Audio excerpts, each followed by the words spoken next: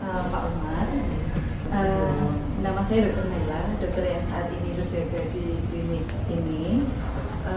Dari hasil pemeriksaan yang sudah dilakukan sebelumnya dan juga dari proses tanya jawab tadi, dapat disimpulkan bahwa Bapak ini sakitnya sakit darah tinggi atau hipertensi karena tensinya Bapak 150/90. Nah, normalnya tensi itu antara 110 sampai dengan 120, terus kemudian yang bawah itu 70 sampai dengan 80, Pak Umar. Tapi kok nggak merasa apa-apa ya dok ya? Mas apa nggak merasakan apapun ya? Pusing-pusing gitu? Nggak ada ya? Ya, untuk darah tinggi ini memang ada yang bergejala dan ada yang tidak bergejala. Nah, antara yang bergejala dan tidak bergejala, kalau saya lebih bahaya yang tidak bergejala, Pak. Karena kenapa? Nanti nih tiba-tiba misal muncul sesuatu yang lebih berbahaya, itu malah merugikan bagi Bapak. Ini untung nih, maksudnya sebelum ada gejala yang macam-macam udah ketahuan duluan. Makanya ya alhamdulillah gitu Pak kalau menurut saya. Gitu. Terus kemudian Pak Umar terkait untuk yang ini tadi ada yang ditanyakan atau belum mengenai kenapa kok disebut darah tinggi gitu? Kan sering ada juga kebetulan ya. Iya, karena banyak Pak yang sakit darah tinggi.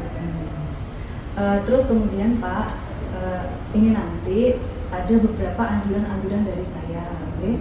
Jadi baik ada yang perubahan pola hidup maupun juga saya kasih obat nanti untuk darah tingginya. Yang pertama kita bicara masalah obatnya dulu, okay?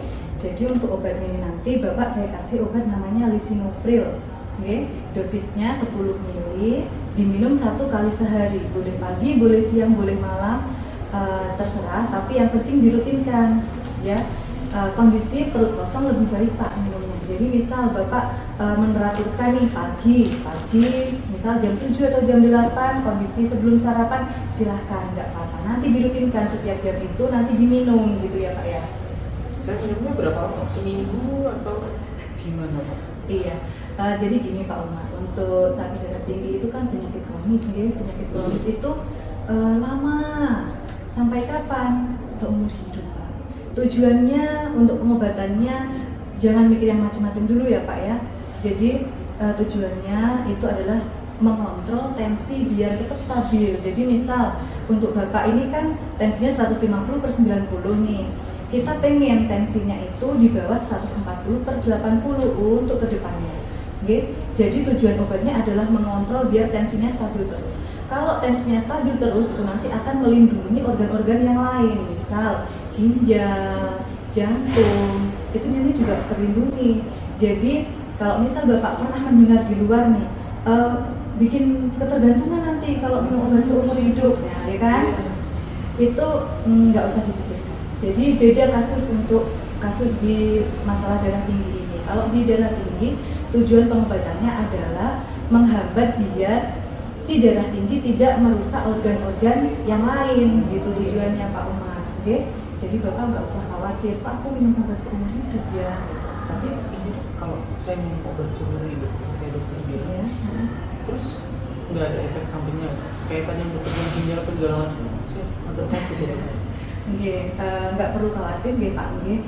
Jadi untuk obat yang saya berikan memang punya efek samping, tapi efek sampingnya bukan yang ke ginjal ke jantung gitu enggak. Efek sampingnya berupa batuk kering Pak. Jadi misal sebelumnya Bapak nggak pernah batuk nih, tiba-tiba setelah minum obat, kok aku jadi batuk, tapi nggak ada dahaknya. Nah itu kemungkinan adalah efek dari konsumsi lisinopril tadi. Kalau misalnya muncul gejala seperti itu, silahkan kembali lagi ke sini, nanti obatnya saya ganti dengan yang lain gitu.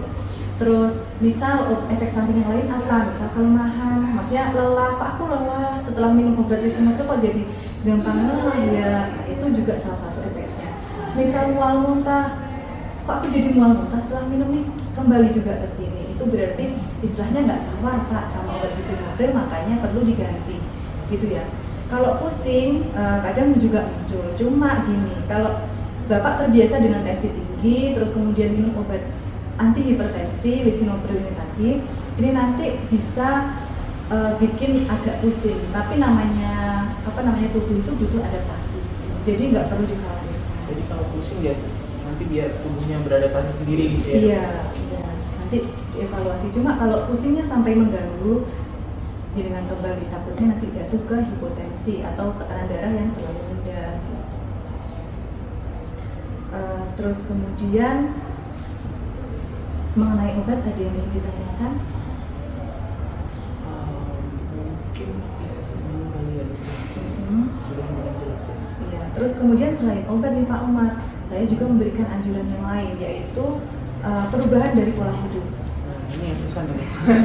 Dari iya, dari tadi kan yang pas tanya jawab di awal itu kan Pak Umar menceritakan kalau Pak Umar merokok, terus kemudian jarang olahraga, terus makannya banyak yang lodehnya diangetin lagi pula. Nah itu kayak double kill nih Pak untuk untuk yang sakit darah tinggi. Jadi itu ya memang enak, saya juga suka Pak. Cuma kita kan ya perlahan mengurangi. Jadi saya nggak meminta Pak Umar nggak boleh merokok, enggak. Misal nih Pak Umar tadi kan 12 batang per hari itu dikurangi. Jadi misal dari 12 batang dikurangi jadi 6 batang. Terus nanti minggu depannya jadi 3 batang, 1 batang, selesai. Oke. Semoga bisa terprogram dengan baik. Karena itu coba eduk. Iya, itu dari Pak Umar sendiri. Terus yang kedua, anjuran yang kedua adalah olahraga. Paling tidak kita itu olahraga idealnya sekitar 2-3 kali seminggu dengan durasi kurang lebih 30 menit. Nggak usah olahraga yang berat, misalnya aerobik, nge-gym, apa ya baik sih, cuma saya nggak menganjurkan yang berat. Yang ringan-ringan dulu aja, misal pagi Bapak bangun tidur sebelum bekerja, jalan di sekitar rumah kurang lebih 15-30 menit, itu sudah sangat membantu. Terus kemudian selain itu juga minum air putih yang cukup, minimal 8 gelas per hari. Iya. Ngopi? Enggak. Bapak sekarang masih ngopi? Iya. Berapa gelas Pak per hari? Pagi sampai 2 kan. Oh 2 ya. Agak dikurangi ya Pak ya? Iya agak dikurangi karena kopi kan sifatnya dia akan memicu organ yang ada di dalam tubuh, salah satunya adalah jantung. Nah karena memicu semuanya, misalkan nih mata jadi gampang melek, nggak mudah ngantuk gitu kan. Terus kadang nih pada beberapa orang jadi lebih bersemangat kan, itu sebenarnya adalah picuan dari kopi. Nah pada Bapak yang mengalami darah tinggi, kopi itu juga membantu untuk meningkatkan tekanan darah. Iya betul, jadinya seperti itu Pak Umar. Banyak PR saya ya. Iya banyak PR. Terus kemudian yang tadi lodeh ya Pak ya, tadi kan Bapak cerita kalau suka makan lodeh yang sudah diangetin itu kurang baik. Jadi kalau masak nggak usah banyak-banyak, satu kali misalkan 1 hari nih udah cukup, habis diundur dirikan. Siap, nanti saya bilang sama istri saya dong. Iya, gitu ya Pak ya. Baik. Iya. Sekiranya ada yang ingin ditanyakan Pak? Oh iya dok, ini kan di rumah saya nggak punya latensi. Untuk evaluasinya kira-kira gimana ya dok? Kan saya nggak tahu nih. Udah bener apa belum, apa gimana? Udah pas apa belum gitu ya. Bagus sekali pertanyaannya Pak Umar. Jadi nanti kurang lebih dalam waktu 2-3 minggu Pak Umar datang kembali ke sini ya.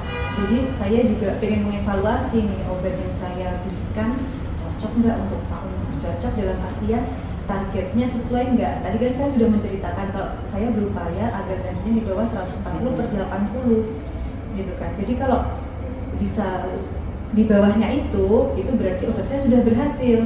Dan kalau Bapak nggak batuk, nggak lemas, nggak ini, berarti cocok beneran nih. Jadi bisa dilanjutkan untuk seterusnya.